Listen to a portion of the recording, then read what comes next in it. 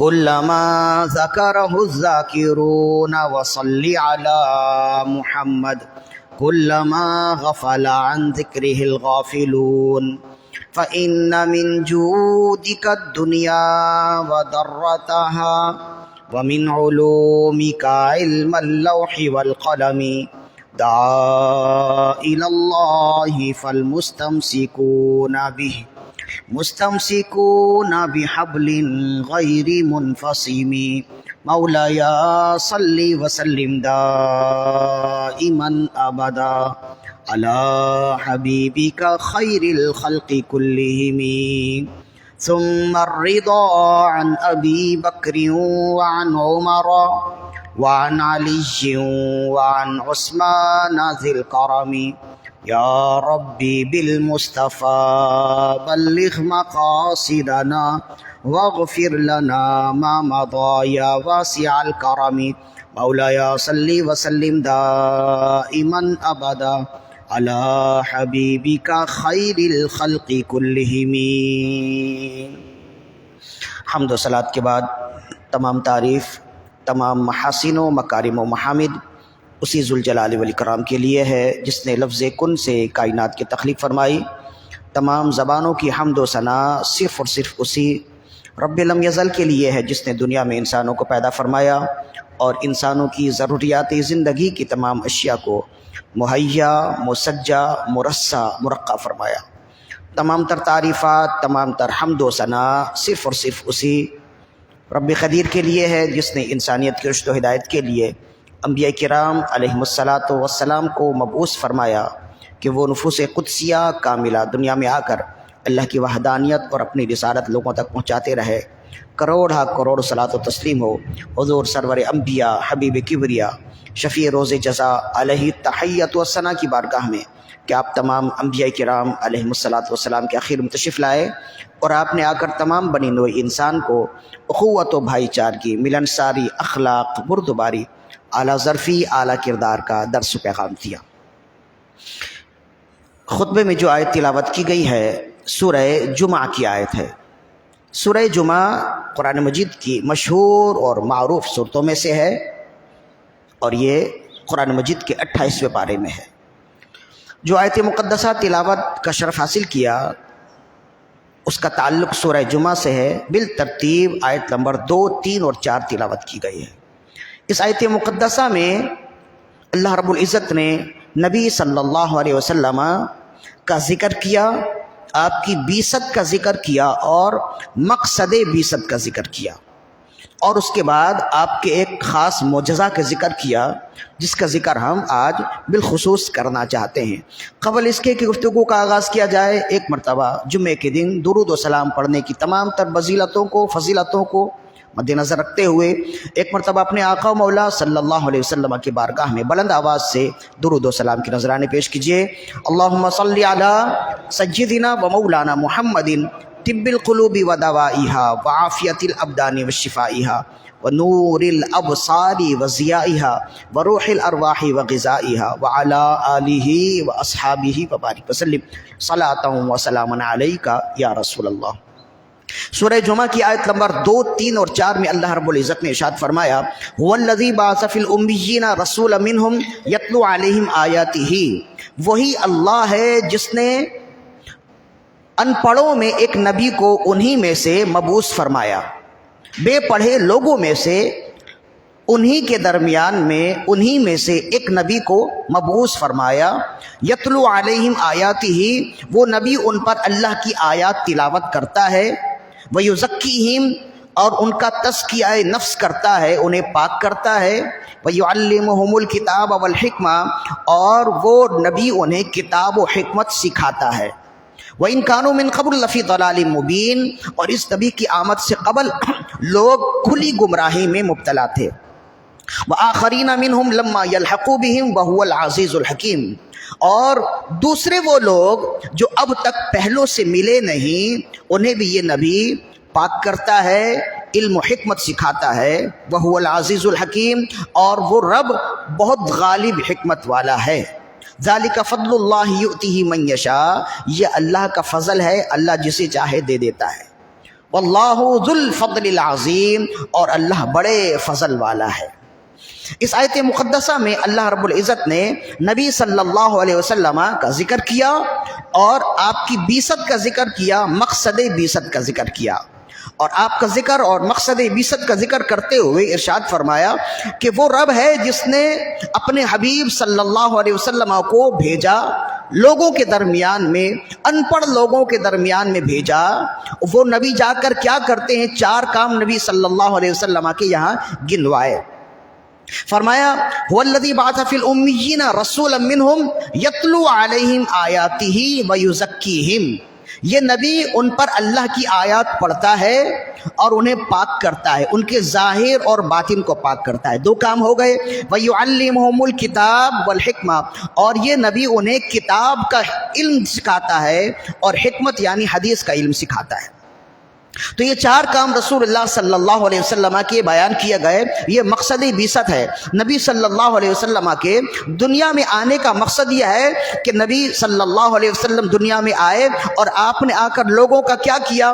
وہ لوگ جو بت پرست تھے، آتش پرست تھے، غیر اللہ کو پوجا کرتے تھے، جن کا باطن بھی گندا تھا، جن کا ظاہر بھی گندا تھا، تو نبی صلی اللہ علیہ وسلم نے ان کا ظاہر اس طرح سے پاک کیا کہ انہیں غسل کا حکم دیا، وضو کی تعلیم دی۔ اس طرح سے آپ نے ان کا ظاہر پاک کیا، لباس کو پاک کیا، جسم کو پاک کیا، اور باطن کو ایسا پاک کیا کہ ان کا جو عقیدہ غلیظ عقیدہ تھا، غیر اللہ کو پکارنے کا جو غلیظ عقیدہ تھا، اس عقیدے کو ختم کیا، غیر اللہ کی جگہ اللہ کا کلمہ ان کے دل میں ڈالا، اور ان کے دل کو ایسا پاک کیا کہ ان کا گھر، ان کا دل اللہ کا آبگینہ بن گیا، اللہ کی یاد سے معمور ہو گیا۔ تو یہ ہے وَيُزَكِّيهِمْ کی تشریح کہ نبی صلی اللہ علیہ وسلم دنیا میں تشریف لائے تو نبی کی بعثت کا مقصد کیا ہے؟ فرمائے نبی کی بعثت کا مقصد یہ ہے کہ وَيُزَكِّيهِمْ وَيَتْلُو عَلَيْهِمْ آیَاتِهِ، کہ یہ نبی اللہ کی کتاب کی تعلیم کو تلاوت کر کے سناتا ہے، وَيُزَكِّيهِمْ، اور یہ نبی انہیں تزکیہ نفس کرتا ہے، وَيُعَلِّمُهُمُ الْكِتَابَ وَالْحِکْمَةَ، اور یہ نبی انہیں کتاب اور حکمت کی تعلیم دیتا ہے۔ کتاب سے مراد قرآن مجید ہے، حکمت سے مراد سنت ہے، ایک روایت کے مطابق۔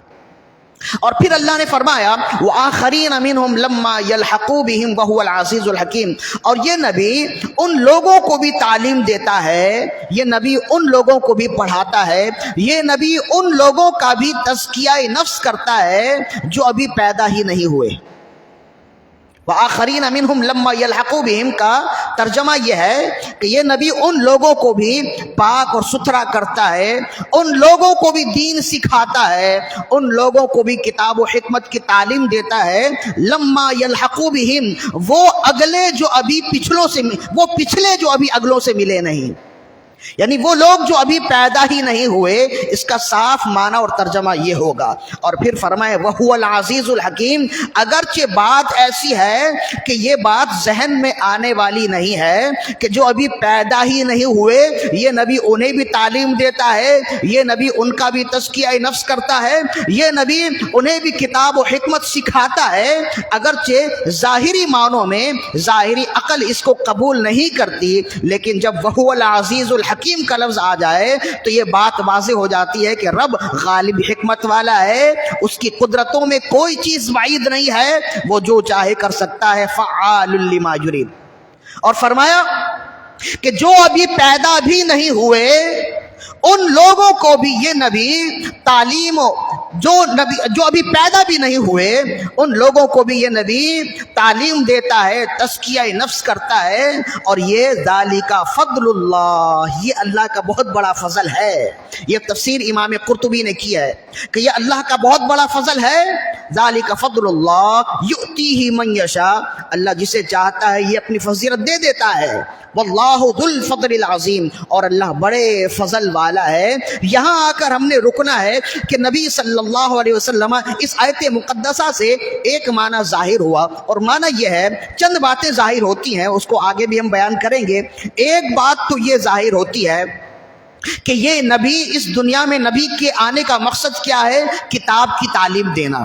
وہ کتاب جو ہمارے پاس موجود ہے، قرآن مجید جو ہمارے پاس موجود ہے، وَيُعَلِّمُهُمُ الْكِتَابَ وَالْحِكْمَةَ کی تفسیر یہ کی گئی کہ یہ نبی انہیں کتاب یعنی قرآن کی تعلیم دیتا ہے، قرآن سکھاتا ہے، اور حکمت سکھاتا ہے یعنی حدیث کی تعلیم دیتا ہے، اپنا فرمان جاری کرتا ہے اور اپنے فرمان کی حکمتیں یہ نبی لوگوں کو بتاتا ہے۔ یعنی اس نبی کے آنے کا مقصد ہے کتاب و سنت کی تعلیم دینا، قرآن کی تعلیم دینا۔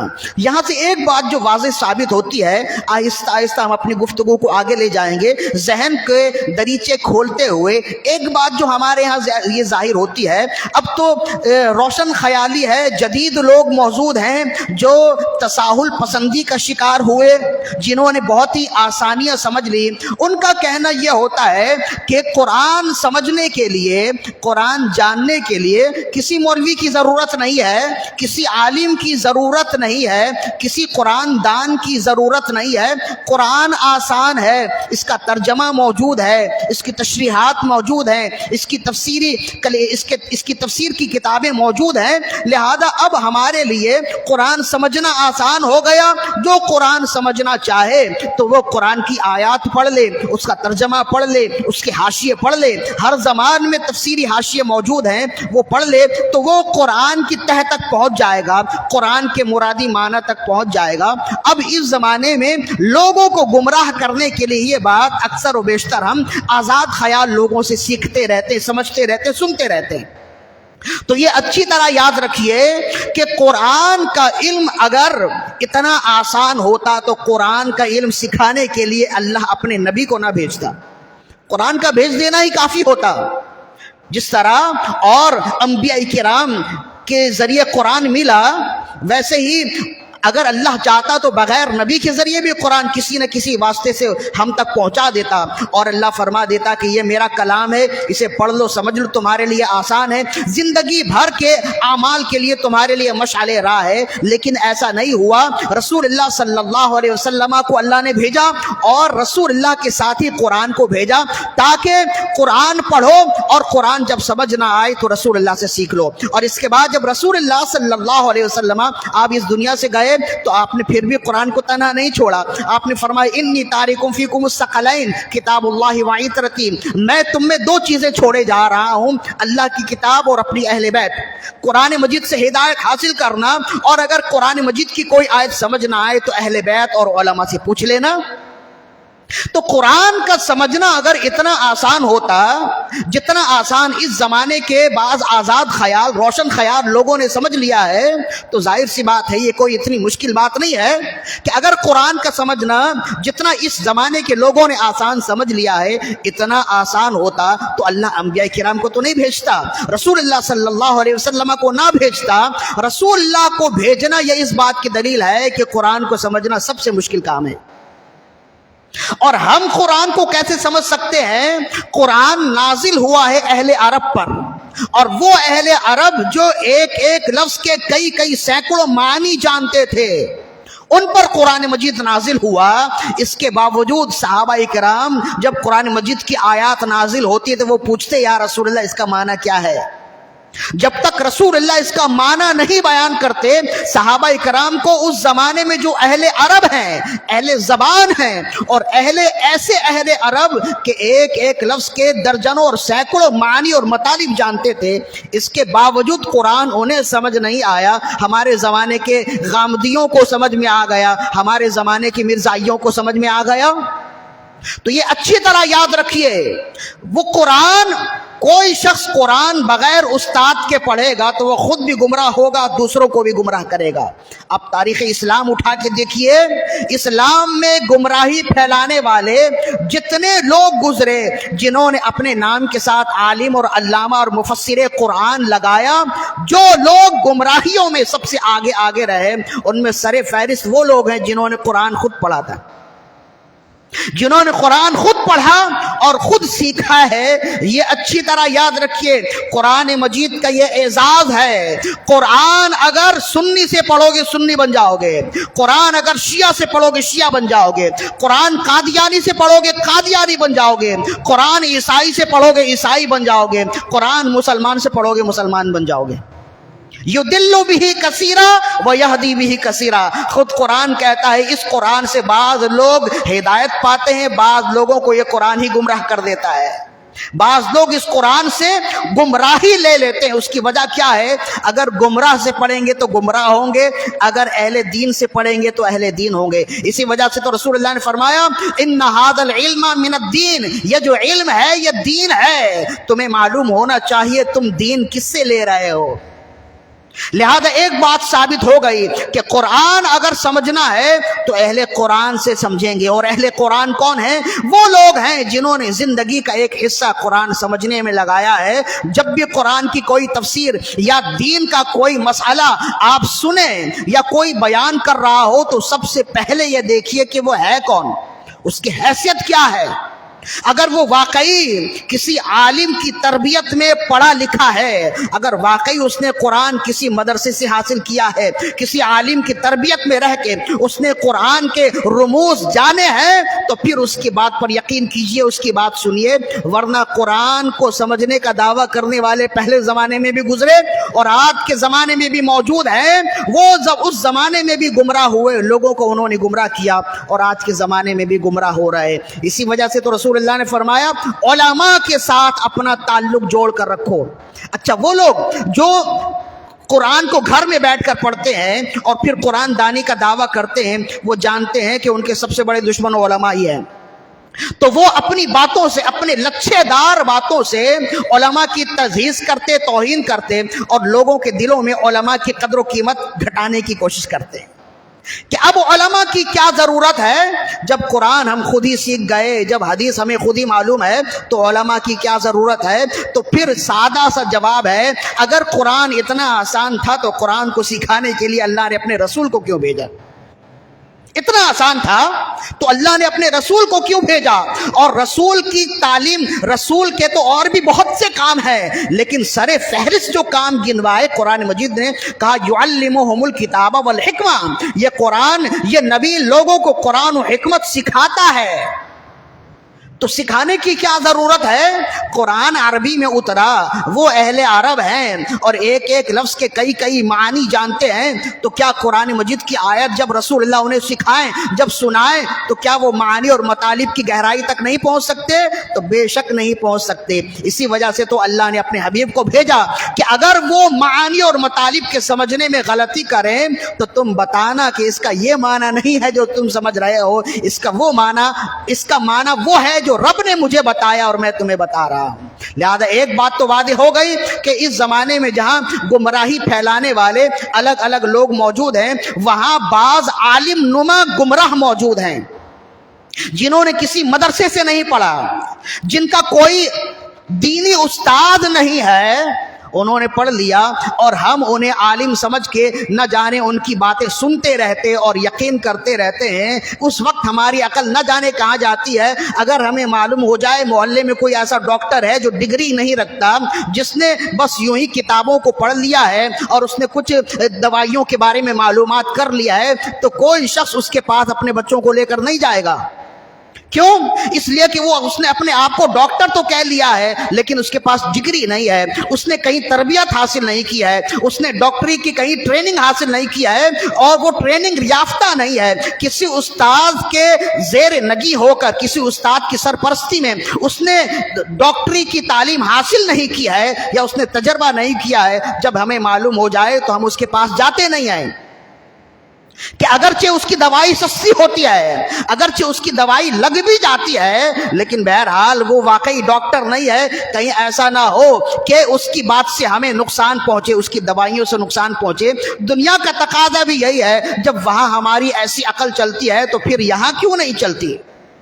یہ بھی دیکھا کریں کہ جو دین کی بات بتائے، جو قرآن و سنت کی بات بتائے، سب سے پہلے یہ دیکھیے کہ وہ واقعی عالم ہے کہ نہیں ہے. تو آپ کو معلوم ہو جائے گا جو واقعی عالم ہوگا وہ کبھی گمراہی کی بات نہیں کرے گا، اور جو عالم نہیں ہوگا قرآن پڑھے گا لیکن اس کے الفاظ سے آپ کو ہدایت نہیں ملے گی، آپ کو گمراہی ملے گی. جو میں نے پہلے بتا دیا ہے، قرآن کا دعویٰ ہے قرآن اگر گمراہ سے پڑھو گے تو گمراہ ہو جاؤ گے، جاہل سے پڑھو گے تو جاہل ہو جاؤ گے، عالم سے پڑھو گے تو عالم ہو جاؤ گے، بے ادب سے پڑھو گے بے ادب ہو جاؤ گے، با ادب سے پڑھو گے با ادب ہو جاؤ گے. قرآن پڑھنے کے لیے یہ بھی دیکھنا ہوگا کہ جو پڑھا رہا ہے وہ کس سانچے میں ہے، وہ کہاں تک پہنچا ہوا ہے. ایک بات ہو گئی. اور دوسری بات اللہ رب العزت نے ارشاد فرمایا کہ اس نبی کا منصب کیا ہے. فرمایا کہ اس نبی کا منصب یہ ہے کہ یہ نبی اپنے زمانے میں جتنے لوگ موجود ہیں ان کا تزکیہ نفس کرتا ہے. وَيُعَلِّمُهُمُ الْكِتَابَ وَالْحِکْمَةَ، اور یہ نبی انہیں کتاب و حکمت کی تعلیم دیتا ہے. وَآخَرِينَ مِنْهُمْ لَمَّا يَلْحَقُوا بِهِمْ، اور اس نبی کا مقصد حیات اس وقت تک ختم نہیں ہوگا جب تک دنیا موجود ہے. اس نبی کا مقصد بعثت جب تک دنیا ہے تب تک مقصد بعثت موجود ہے. اسی وجہ سے یہ نبی ان لوگوں کو بھی کتاب و حکمت سکھاتے ہیں جو آئندہ زمانے میں آنے والے ہیں، جو ابھی پہلوں سے ملے نہیں، جو آئندہ زمانے میں آنے والے ہیں انہیں بھی یہ نبی تعلیم دیتے ہیں. اب اگر کوئی شخص یہ دعویٰ کرے کہ میں تمہیں سکھا رہا ہوں، اگر میں دعویٰ کروں، خدا نہ یہ دعویٰ کروں، بلکہ کوئی شخص اگر یہ دعویٰ کرے کہ میں تمہیں سکھا رہا ہوں تو یہ دعویٰ اس کے لیے بہتر ہوگا. لیکن اگر وہ یہ دعویٰ کرے کہ میں تو انہیں بھی سکھاؤں گا جو ابھی پیدا بھی نہیں ہوئے، جو ابھی باپوں کی پشتوں میں ہیں، ماؤں کے رحموں میں ہیں، میں انہیں بھی سکھاؤں گا اور سکھا رہا ہوں، تو کوئی شخص مانے گا نہیں. اس لیے کہ سیکھنے سکھانے کے لیے ظاہری حیات ضروری ہے. لیکن اللہ نے فرمایا اس نبی کا منصب یہ ہے، اس نبی کا مقام اور مرتبہ یہ ہے. وآخرین منہم لما یلحقوا بہم، یہ نبی انہیں بھی سکھائے گا جو اب تک پیدا بھی نہیں ہوئے. قیامت تک نبی صلی اللہ علیہ وسلم کی تعلیم قیامت تک کے لیے دنیا کے لوگوں کے لیے مشعل راہ ہے. اور قیامت تک رسول اللہ صلی اللہ علیہ وسلم اپنے خاص لوگوں کو سکھانے والے ہیں، دین سکھانے والے ہیں. اس سے ایک بات یہ ثابت ہوتی ہے. اور حالانکہ یہ بات عقل میں آنے والی نہیں ہے کہ جو ابھی پیدا بھی نہیں ہوا وہ ابھی کیسے سیکھے گا جو ابھی ہمارے زمانے میں ہے ہی نہیں. ہم کیسے اسے تعلیم دے سکتے ہیں؟ تو یہ ہمارے لیے بعید ہے، ہمارے لیے ناممکن ہے، اللہ کے لیے ناممکن نہیں ہے. لہذا یہی رسول اللہ صلی اللہ علیہ وسلم کا منصب ہے.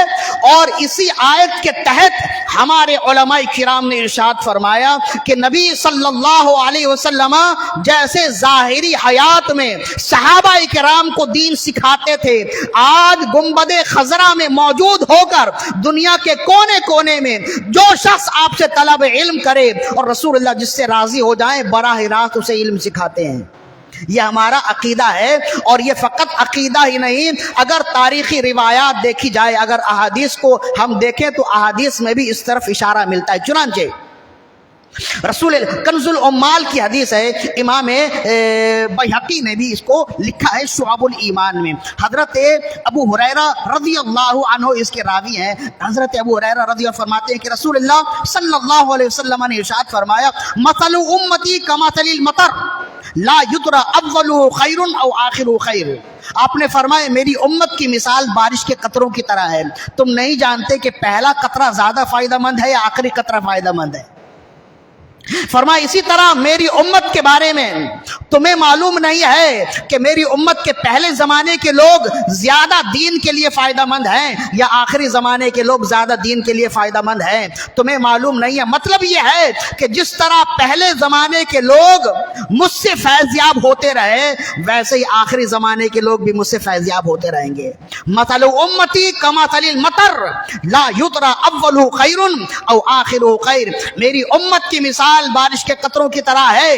تمہیں معلوم نہیں ہے کہ پہلا قطرہ زیادہ فائدہ مند ہے یا آخری قطرہ فائدہ مند. او کحدیقۃ، یا میری امت کی مثال ایک باغ کی طرح ہے جہاں پھل لگے ہوئے ہیں. اطعم فوج منها عاما وفوج منها عاما لعل آخرها احسنها حسنا واعمقها عمقا واعرضها عرضا. شاید ایسا بھی ممکن ہے. آپ نے فرمایا میری امت کی مثال بارش کے قطروں کی طرح ہے یا ایک باغ کی طرح ہے جس میں ایک سال پھل کچھ لوگ کھاتے ہیں اور آخری سال بھی کچھ لوگ پھل کھاتے ہیں. تو یہ ممکن ہے کہ پہلے سال جو لوگ پھل کھائیں انہیں اس پھل سے اتنا فائدہ نہ ہو، آخری سال جو لوگ پھل کھائیں انہیں اس پھل سے زیادہ فائدہ ہو. وہ پھل ان کے لیے زیادہ طاقت کا باعث ہو، زیادہ حسن کا باعث ہو، زیادہ قوت کا باعث ہو۔ تو یہ مثال میرے آقا صلی اللہ علیہ وسلم نے اس امت کی دی ہے، جس میں آپ نے بیان کیا کہ یہ مت سمجھنا کہ میں اگر اس دنیا سے چلا جاؤں اور گنبد خضرا میں مقیم ہو جاؤں اور لوگوں کی آنکھوں سے پردے میں چلا جاؤں تو یہ نہ سمجھنا کہ میرا فیضان ختم ہو گیا۔ میرا فیضان ایسے ہی ہے جیسے بارش کے قطرے ہیں۔ جب میں موجود تھا تو صحابہ کرام مجھ سے فیضیاب ہوتے تھے، اور قیامت تک لوگ جو فیضیاب ہونا چاہے گا اور جس کو میں فیضیاب کرنا چاہوں گا اس کو اپنے فیضان سے بھر دوں گا۔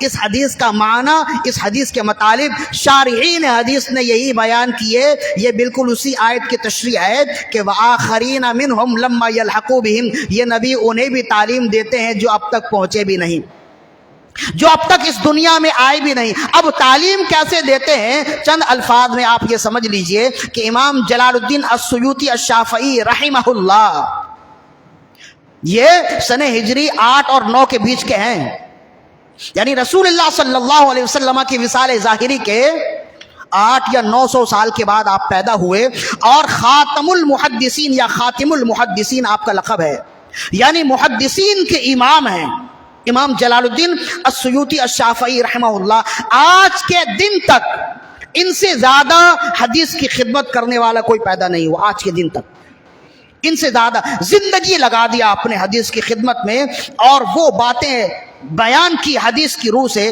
جو آج تک کسی نے بیان نہیں کی تھی۔ سینکڑوں ہزاروں کتابیں آپ کی حدیث کی خدمت میں موجود ہیں جو قیامت تک کے لیے خدمات حدیث پر آپ کی گواہ ہیں۔ امام جلال الدین السیوطی الشافعی رحمہ اللہ بہت زبردست حدیث کے عالم گزرے۔ آپ فرماتے ہیں کہ آپ کے پاس کچھ لوگ آئے، چونکہ جو عالم ہوتا ہے، جو نامور ہوتا ہے، تو بعض لوگ آتے کہ جناب آپ کی بات چلتی ہے، آپ اگر میری سفارش آگے کر دیں گے تو چونکہ وہ آپ کا بڑا احترام کرتا ہے، بڑا ادب کرتا ہے، تو میرا کام بھی ہو جائے گا۔ تو امام سیوطی چونکہ اس زمانے میں بہت بڑے عالم تھے، محدث تھے، تو وقت کا حکمران بھی آپ کا ادب کرتا تھا، احترام کرتا تھا، خلیفہ وقت بھی آپ کا احترام کرتا تھا، علاقے کا حاکم بھی آپ کا احترام کرتا تھا۔ تو ایک شخص کو نوکری چاہیے تھی خلیفہ وقت کے دربار میں، تو وہ آیا اور آ کر کہنے لگا حضور آپ کا تو جائے گا کچھ بھی نہیں، ایک رکا لکھ دیجئے اپنی طرف سے کہ یہ جو بندہ ہے یہ میرا اپنا بندہ ہے، یہ میرا خدمت گزار ہے، یا میرا معتقد ہے، میرا مرید ہے، لہذا تم اپنے دربار میں کسی اعلیٰ عہدے پر اسے رکھ لو۔ یہ آپ رکا لکھ دیں گے آپ کا کچھ بھی نہیں جائے گا، میرا کام ہو جائے گا، اس لیے کہ خلیفہ وقت بڑا ادب کرتا ہے، آپ کا بڑا احترام کرتا ہے۔ امام جلال الدین السیوطی الشافعی رحمہ اللہ نے فرمایا کہ تمہارا کام ہو جائے گا، اور تم سمجھ رہے ہو کہ میرا نقصان نہیں ہوگا، میرا اتنا نقصان ہوگا کہ قیامت تک اس نقصان کا ازالہ نہیں ہو سکا۔ تمہیں معلوم ہے؟ کہا کیسے؟ کہا کہ آج کے دن تک جن احادیث کو لوگوں نے موضوع حدیث یا جھوٹی حدیث کہہ کے رد کر دیا ہے، میں جب تحقیق کرتا ہوں تو وہ حدیث صحیح ثابت ہو جاتی ہے، وہ حدیث رسول اللہ کا فرمان ثابت ہو جاتا ہے۔ تمہیں معلوم ہے کہ وہ تحقیق میں کیسے کرتا ہوں؟ جب کسی حدیث کے بارے میں مجھے شک ہو کہ یہ واقعی رسول اللہ کا فرمان ہے کہ نہیں، تو میں رسول اللہ کی جانب رخ کرتا ہوں اور اپنے دل سے کہتا ہوں یا رسول اللہ مجھے خبر کر دیجئے کہ یہ حدیث علماء اور محدثین تو کہتے ہیں کہ یہ حدیث واقعی روایت نہیں ہے، یا رسول اللہ اب آپ فرمائیے یہ آپ کا فرمان ہے کہ نہیں؟ تو رسول اللہ کو میں جاگتی آنکھوں سے دیکھتا ہوں اور رسول اللہ فرماتے واقعی یہ میرا فرمان ہے، تو پھر میں لکھتا ہوں کہ لوگوں نے اس حدیث کو جھوٹی حدیث کہہ کے رد کر دیا تھا، لیکن میں یہ کہتا ہوں کہ یہ رسول اللہ کا فرمان ہے، اور میں قیامت تک کے لیے لکھتا ہوں اب تک 72 مرتبہ جاگتی آنکھوں سے میں نے رسول اللہ کا دیدار کیا ہے، سر کی آنکھوں سے میں نے رسول اللہ کو دیکھا ہے، اور رسول اللہ صلی اللہ علیہ وسلم سے جب کوئی بھی مسئلہ میرا پھنس جاتا ہے، کسی بات پر میں الجھ جاتا ہوں، تو میں رسول اللہ سے گزارش کرتا ہوں یا رسول اللہ اس مسئلے کا حل فرما دیجئے، یہ علمی گتھی مجھ سے سلجھتی نہیں ہے۔ تو پھر رسول اللہ صلی اللہ علیہ وسلم تشریف لاتے ہیں، بالوں پہ بالیں پڑ گئی، جالوں پہ جالیں پڑ گئی، للہ وقت ہے عقدہ کشائی، آپ کے ناخن اگر کریں. جب میں فریاد کرتا ہوں تو رسول اللہ تشریف لاتے ہیں اور آ کر ایک لمحے میں وہ علمی الجھن دور کر دیتے ہیں, اور مجھے وہ تسلی ہوتی ہے کہ دنیا کے تمام علماء بھی مل کے اگر تسلی دینا چاہیں تو وہ تسلی و تشفی نہ ہو. لیکن رسول اللہ نے ایک شرط رکھی ہے کہ تم حکام کی جانب کبھی جھکو گے نہیں, حکمرانوں کے آگے کبھی بیٹھو گے نہیں, حکمرانوں سے کبھی تم اپنا تعلق نہیں رکھو گے. اگر تم تعلق رکھو گے تو یہ نعمت ختم ہو جائے گی, اگر حکمرانوں سے تعلق رکھو گے تو میرا تعلق ٹوٹ جائے گا. اب بتاؤ, اگر میں نے یہ لکھ دیا اور حکمرانوں سے اپنا تعلق جوڑ دیا تو رسول اللہ سے میرا تعلق ختم ہو جائے گا. ایک نقصان تو میرا ہوگا, لیکن قیامت تک کئی احادیث ہیں جن کے بارے میں نے رسول اللہ سے پوچھنا ہے, وہ احادیث رہ جائیں گی, تو قیامت تک امت کا نقصان ہو جائے گا. اب تم بتاؤ کہ تم امت کا نقصان چاہتے ہو یا اپنا نقصان چاہتے ہو. عرض کرنے لگے, حضور اگر ایسا معاملہ ہے تو پھر رہنے دیجئے. یہ امام جلال الدین السیوطی ہیں جو رسول اللہ صلی اللہ علیہ وسلم سے 800 یا 900 سال کے بعد پیدا ہوئے, اور رسول اللہ صلی اللہ علیہ وسلم کے ایسے براہ راست شاگرد ہیں کہ اگر کوئی مسئلہ درپیش آ جائے تو رسول اللہ خود تشریف لاتے اور رسول اللہ کی زیارت ہوتی اور آپ فرماتے کہ واقعی یہ معاملہ ایسا ہے اور یہ معاملہ ایسا نہیں ہے. یہ اس بات کی دلیل ہے کہ رسول کریم رؤوف الرحیم علیہ افضل الصلاۃ والتسلیم جیسے پہلے زمانے میں صحابہ کرام کو علم سکھاتے تھے, آج بھی سکھاتے ہیں اور آگے آئندہ زمانے میں بھی سکھائیں گے. آپ کا منصب جب پہلے زمانے میں تھا, جیسے پہلے زمانے میں تھا, آج بھی موجود ہے اور آئندہ بھی موجود ہے. جس کو رسول اللہ اس بات کا اہل سمجھتے ہیں اسے آج بھی آ کر دین سکھا دیتے ہیں. یہی وجہ ہے کہ جب امام سیوطی سے جب لوگوں نے پوچھا نا کہ اس زمانے میں رسول اللہ کو جاگتی آنکھوں سے, ظاہری آنکھوں سے دیکھنا ممکن ہے کہ نہیں, تو اس زمانے کے اکثر علماء نے لکھا کہ ناممکن ہے. خواب میں دیکھنا تو ممکن ہے لیکن ظاہری آنکھوں سے دیکھنا ممکن نہیں ہے. تو مجھے نہیں ملا کہ امام سیوطی کے علاوہ کسی دوسرے نے کوئی کتاب لکھی ہو. امام سیوطی نے پھر ایک پورا رسالہ لکھا, تنویر الحلق بامکان رؤیت النبی والملک, کہ اس زمانے میں فرشتوں کو دیکھنا بھی ممکن ہے اور خود نبی آخر الزمان کو بھی دیکھنا ممکن ہے.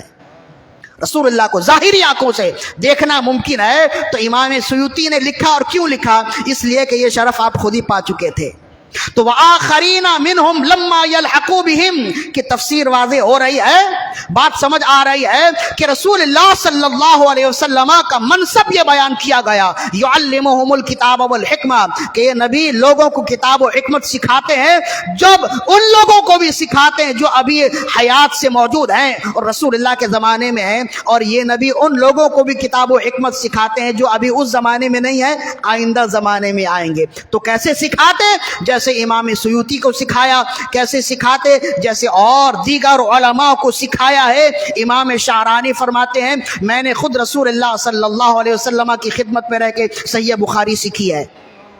امام شعرانی, امام ابو الحسن خرقانی رحمت اللہ علیہ کے لیے بھی آتا ہے, اور اسی طرح امام اعظم ابو حنیفہ رضی اللہ عنہ کے لیے جہاں اور بڑے بڑے اعزاز موجود ہیں, وہیں سب سے بڑا اعزاز یہ موجود ہے کہ جیسے اور لوگوں کو رسول اللہ نے علم سکھایا, امام اعظم ابو حنیفہ کو بھی رسول اللہ نے علم سکھایا ہے. اور وہ کیسے؟ وہ صحیح بخاری کی حدیث ہے, یہی آیت ہے, وآخرین منہم لما یلحقوا بہم. حضرت ابو ہریرہ فرماتے ہیں, بخاری مسلم اور کثیر کتب احادیث میں مختلف طرق سے یہ حدیث موجود ہے, فرماتے ہیں جب یہ آیت نازل ہوئی نا, وآخرین منہم لما یلحقوا بہم, کہ یہ نبی تو ان لوگوں کو بھی علم سکھاتا ہے جو اب تک پیدا نہیں ہوئے, جو آخر وقت میں پیدا ہوں گے, قرب قیامت پیدا ہوں گے, قیامت سے پہلے پیدا ہوں گے. یہ نبی تو انہیں بھی علم کی تعلیم دیتا ہے, یہ نبی تو انہیں بھی تزکیہ نفس کرتا ہے. تو صحابہ کرام عرض کرنے لگے, یا رسول اللہ یہ کون لوگ ہیں جو ابھی پیدا بھی نہیں ہوئے لیکن آپ انہیں علم سکھائیں گے, آپ انہیں تعلیم دیں گے؟ تو کہتے ہیں کہ رسول اللہ نے کوئی جواب نہیں دیا. دوسری مرتبہ بھی پوچھا, تیسری بار جب پوچھا تو فرماتے ہیں کہ حضرت سلمان فارسی رسول اللہ کے قریب بیٹھے تھے.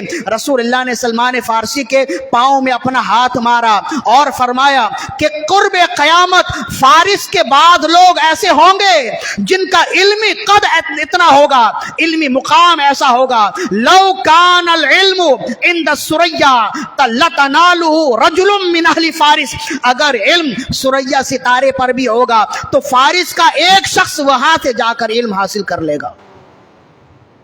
فرمایا یہ صحیح بخاری کی حدیث ہے کہ جب صحابہ کرام نے پوچھا یا رسول اللہ وہ کون لوگ ہوں گے جنہیں آپ علم دیں گے، تو آپ نے فرمایا وہ اہل فارس ہوں گے، اور اہل فارس میں سے بعض لوگ ہوں گے کہ علم اگر وہاں پہ بھی ہوگا تو وہاں پہ بھی اللہ تعالیٰ ان کے لیے آسانی پیدا فرمائے گا اور ستاروں سے جا کر علم حاصل کریں گے۔ اب پوچھئے کہ اس سے کیا کون لوگ مراد ہیں؟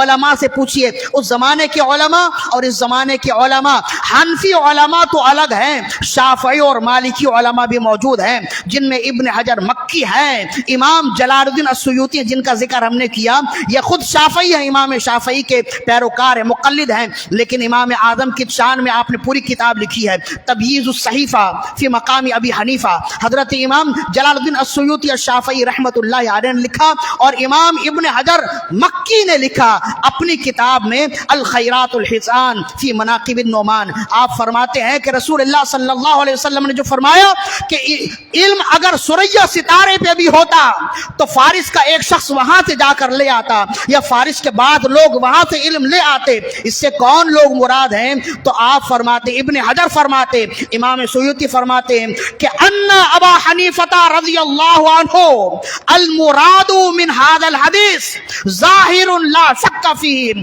فرماتے ہیں کہ رسول اللہ کے اس فرمان سے مراد امام اعظم ابو حنیفہ رضی اللہ عنہ ہے، اس میں کوئی شک نہیں ہے۔ کیوں؟ لأنه لم يبلغ فی زمانہ من ابناء فارس فی علمہ مبلغہ ولا مبلغ من اصحابہ، فرمائے اس لیے کہ امام اعظم ابو حنیفہ رضی اللہ عنہ کے زمانے میں ابناء فارس، اہل فارس کے علماء میں سے کوئی امام اعظم کے علم کے مقابلے میں نہیں تھا۔ آپ کا علم تو الگ ہے، کوئی آپ کے شاگردوں کے علم کے برابر بھی نہیں ہوا، یہ امام سیوطی فرماتے ہیں۔ امام ابن حجر عسقلانی فرماتے ہیں تو معلوم یہ ہوا کہ جس طرح رسول اللہ صلی اللہ علیہ وسلم اپنے پسندیدہ لوگوں کو علم سکھاتے ہیں، انہی پسندیدہ لوگوں میں ایک امام اعظم ابو حنیفہ رضی اللہ عنہ بھی ہیں کہ آپ نے روحانی طور پر انہیں علم سکھایا ہے، روحانی طور پر انہیں علم سکھایا، ظاہری طور پر نہیں، باطنی طور پر آپ نے انہیں علم سکھایا۔ لیکن ایک روایت کے مطابق باطنی طور پر بھی نہیں بلکہ ظاہری طور پر علم سکھانا ثابت ہوتا ہے، جس کو امام موفق لکھتے ہیں رحمہ اللہ، فرماتے ہیں کہ انس بن مالک رضی اللہ عنہ ارشاد فرماتے ہیں کہ رسول اللہ صلی اللہ علیہ وسلم نے، انس بن مالک فرماتے ہیں کہ ان کے سامنے حضرت سیدنا لقمان حکیم رضی اللہ عنہ کا ذکر ہوا، لقمان حکیم جن کا ذکر قرآن مجید میں بھی ہے، اور انہیں کے ذکر کے ساتھ ہی قرآن مجید کی ایک پوری سورت کا نام سورہ لقمان ہے۔ تو لقمان حکیم، یا یہاں حکیم سے مراد وہ طبیب نہیں ہے جو جڑی بوٹیوں سے علاج کرتے، حکیم سے مراد عالم ہے۔ حکمت کا معنی یہ جڑی بوٹی سے علاج کرنے والا یا دوائیوں سے علاج کرنے والا نہیں ہوتا ہے، اس کا وہ معنی تو آج ہم نے لیا ہے نا۔ حکیم کا معنی قرآن و سنت میں علم ہوتا ہے، حکیم کا معنی ہوتا ہے عالم، یؤتی الحکمت من یشاء، اللہ جسے چاہتا ہے حکمت عطا کرتا ہے۔ تو مطلب کیا ہے کہ اللہ جسے چاہتا ہے علم عطا کرتا ہے۔ واللہ عزیز حکیم، اللہ عزیز ہے اور حکیم ہے، کیا معنی؟ اللہ علم والا ہے، زبردست ہے۔ تو حکمت کا معنی علم ہوتا ہے، تو لقمان کو لقمان حکیم اس وجہ سے کہتے ہیں کہ ان کا علم بہت بڑا تھا، بہت زیادہ صاحب علم، فہم اور فراست تھے۔ تو حضرت انس بن مالک رضی اللہ تعالیٰ عنہ موجود تھے کہ ایک وقت رسول اللہ صلی اللہ علیہ وسلم نے ان کا ذکر کیا، ان کے علم کا ذکر کیا، تو حضرت انس بن مالک عرض کرنے لگے یا رسول اللہ کیا ہی اچھا ہوتا کہ ہمارے زمانے میں بھی، آپ کی امت میں بھی کوئی ایسا ہوتا جو لقمان حکیم کے علم کے مقابلے میں ہوتا، کاش کہ ایسا ہوتا۔ تو نبی صلی اللہ علیہ وسلم مسکرائے اور آپ نے فرمایا ابھی تو نہیں، آئندہ وقتوں میں ایک شخص ہوگا جس کا علم لقمان حکیم کے علم کے برابر ہوگا۔ تو لقمان حکیم بنی اسرائیل کے لقمان تھے اور وہ میری امت کا لقمان ہوگا۔ عرض کرنے لگے یا رسول اللہ کیا میں ان سے ملوں گا؟ آپ نے فرمایا تم مجھ سے ملو گے۔ اور پھر رسول اللہ صلی اللہ علیہ وسلم نے کیا خوبصورت حدیث ہے، انہیں قریب کیا، حضرت انس بن مالک صحابی رسول ہیں، انہیں قریب کیا اور اپنا لعاب دہن انس بن مالک کے منہ میں رکھا اور فرمایا یہ میری امانت ہے، جب تم اس امت کے لقمان سے ملنا تو یہ لعاب دہن اس کے منہ میں منتقل کر دینا، یہ میرا علم ہے جو میں نے حفاظت سے تمہیں دیا ہے، اور تاکہ تم امانت کے طور پر اسے رکھو اور وہاں تک پہنچا دو۔ اب کہتے ہیں کہ حضرت انس بن مالک رضی اللہ عنہ سے ملاقات ہوئی امام اعظم ابو حنیفہ رضی اللہ عنہ کی، اور پھر انس بن مالک رضی اللہ عنہ نے یہ واقعہ سنایا، اور وہ امانت جو لعاب دہن کی صورت میں رسول اللہ نے ان کے منہ میں رکھا تھا، پھر حضرت انس بن مالک نے براہ راست امام اعظم کے منہ میں منتقل کر دیا۔ تو یہ امام موفق رحمت اللہ علیہ نے اس روایت کو نقل کیا ہے، جس سے معلوم ہوتا ہے کہ ہم جنہیں امام اعظم کہتے ہیں ان کا علم اتنا بڑا ہے کہ ان کے زمانے میں اور ان کے زمانے کے بعد اتنا علم کسی کو نہیں ملا۔ اس کی کیا وجہ ہے؟ اس کی وجہ یہ ہے کہ رسول اللہ صلی اللہ علیہ وسلم نے براہ راست آپ کو علم سکھایا ہے۔ یہ تو ہے آپ کی علمی قدر و قیمت، آپ کا علمی مقام، اور اگر آپ کا دیگر مقام دیکھا جائے تو 4 امام ہے نا، امام اعظم ابو حنیفہ، امام شافعی، امام احمد بن حنبل اور امام مالک، ان میں سے کوئی تابعی نہیں ہے سوائے امام اعظم ابو حنیفہ کے۔ امام اعظم ابو حنیفہ تابعی ہے، اور تابعی آپ سمجھتے ہیں کون ہوتے ہیں؟ تابعی اس بزرگ کو کہتے ہیں جنہوں نے صحابی کو دیکھا ہو، اور صحابی اس بزرگ کو کہتے ہیں جنہوں نے رسول اللہ کو دیکھا ہو۔ تابعی اس شخصیت کو کہتے ہیں، اس ذات کو کہتے ہیں، اس انسان کو کہتے ہیں جس نے صحابہ کرام کو دیکھا ہو۔ تو امام اعظم ابو حنیفہ رضی اللہ عنہ کا مقام اور مرتبہ مزید اور بھی ہے، اس سے بڑھ کے سب سے بڑا مقام و مرتبہ یہ ہے کہ آپ نے صحابہ کرام کی زیارت کی ہے۔ 17 سے 18 صحابہ کرام کی زیارت آپ نے کی ہے، ان میں بالخصوص حضرت جابر بن عبداللہ ہیں، بالخصوص انس بن مالک رضی اللہ عنہ ہیں، بالخصوص حضرت عبداللہ بن ابی اوفا رضی اللہ عنہ ہیں۔ یہ وہ صحابہ کرام ہیں جن سے آپ نے روایت بھی نقل کیا اور جن کی زیارت بھی کی ہے۔ اور پھر یہیں تک بات تو ختم نہیں ہے، میرے آقا صلی اللہ علیہ وسلم نے ارشاد فرمایا لن تمسن النار من رآنی او رآ من رآنی او کما قال، فرمایا کہ جس نے مجھے دیکھا جہنم کی آگ اسے نہیں چھوئے گی، اور جس نے مجھے دیکھنے والے کو دیکھا جہنم کی آگ اسے بھی نہیں چھوئے گی۔ تو امام اعظم ابو حنیفہ رضی اللہ عنہ کا مقام اور مرتبہ اتنا بلند ہے۔ آج ہم نے آپ کی شان کیوں بیان کی، ایک دوسرے پیرائے میں کیوں بیان کی؟ اس لیے کہ شعبان المعظم کی 1 تاریخ امام اعظم ابو حنیفہ رضی اللہ عنہ کی یوم شہادت ہے۔ ہم تو ائمہ کے پیچھے پیچھے چلنے والے ہیں نا، کسی بھی خاص ہستی کا ذکر آ جائے تو ہم یہ سمجھتے ہیں کہ ضروری ہے کہ ہم ان کا ذکر کریں تاکہ ان کا ذکر لوگوں تک منتقل ہو، اور ان کے ذکر سے ہمیں بھی فیض ملے، ہمیں بھی برکتیں ملے۔ جیسے خواجہ صاحب رحمت اللہ علیہ کا ذکر آیا تو ہم نے آپ کا ذکر کیا، امام جعفر صادق رضی اللہ عنہ کا ذکر آیا ہم نے آپ کا تذکرہ کیا، امیر معاویہ رضی اللہ عنہ کا ذکر آیا ہم نے آپ کا تذکرہ کیا۔ اسی طرح آج امام اعظم ابو حنیفہ رضی اللہ تعالی عنہ کا یوم، آپ کی یوم شہادت ہے آج یا کل 1 شعبان المعظم، آئندہ کل ہے نا، تو آئندہ کل حضرت امام اعظم ابو حنیفہ رضی اللہ عنہ کی یوم شہادت ہے۔ تو میرا پیغام یہ ہے کہ ان کا ذکر کیا جائے، ان کی یاد منائی جائے، اور خاص طور پر جس طرح ہم دیگر بزرگان دین کے نام پر نظر و نیاز کا سلسلہ کرتے ہیں، امام اعظم ابو حنیفہ رضی اللہ عنہ کے لیے بھی نظر و نیاز کا سلسلہ کرنا چاہیے، اور ہمیں اپنی قسمت پہ ناز کرنا چاہیے۔ اللہ نے ہمیں رسول دیا، رسول اعظم، امام دیا، امام اعظم، غوث دیا، غوث اعظم، ہم سے بڑھ کر زیادہ خوش نصیب کون ہوگا؟ لہذا جب ایسا ہے تو اپنے خوش نصیبی پر ناز کیجئے، اور ہمیں جو ان سے نسبت ہے ان نسبتوں کا خیال کیجئے، تو پھر انشاءاللہ برکتیں بھی ملے گی۔ اللہ تعالیٰ سے دعا ہے کہ رب ذوالجلال ہماری آج کی حاضری اپنی بارگاہ میں قبول و مقبول فرمائے۔ وما علینا الا البلاغ المبین۔